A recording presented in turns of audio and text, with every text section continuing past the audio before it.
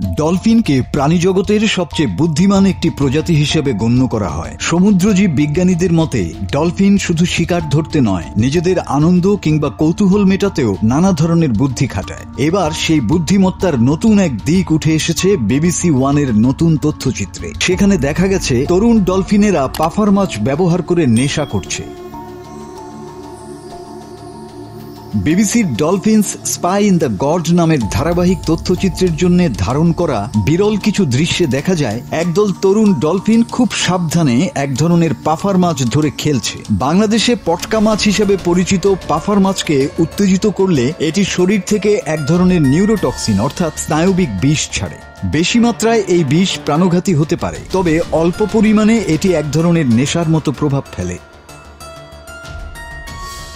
তথ্যচিত্রে দেখা যায় ডলফিনগুলো পাফার মাছটিকে আলতো করে কামড়ায় এবং একজন আরেকজনের দিকে ঠেলে দেয়। ঠিক এর পরপরই ডলফিনের আচরণ বদলে যায়। তারা পানির উপর নাক তুলে ধীরে ভেসে থাকে, যেন নিজেদের প্রতিবিম্বে মুগ্ধ হয়ে গেছে। তাদের চোখে মুখে তখন ঘোরের ছাপ স্পষ্ট হয়ে ওঠে।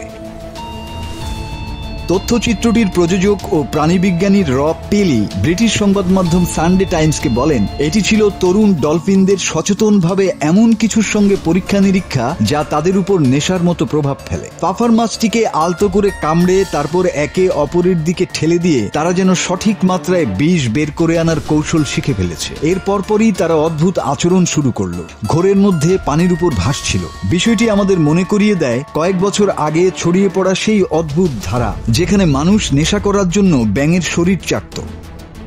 তথ্যচিত্র নির্মাতারা কৃত্রিম কচ্ছপ, মাছ ও স্কুইডের ভেতরে লুকোনো বিশেষ ক্যামেরা ব্যবহার করে ডলফিনদের প্রাকৃতিক আচরণ ধারণ করেছেন। 900 ঘন্টা ভিডিও ফুটেজের মধ্যে পাফার মাছ ব্যবহার করার এই দৃশ্য ছিল অন্যতম আকর্ষণ। মাসুদ হাসান, বাংলা টিভি।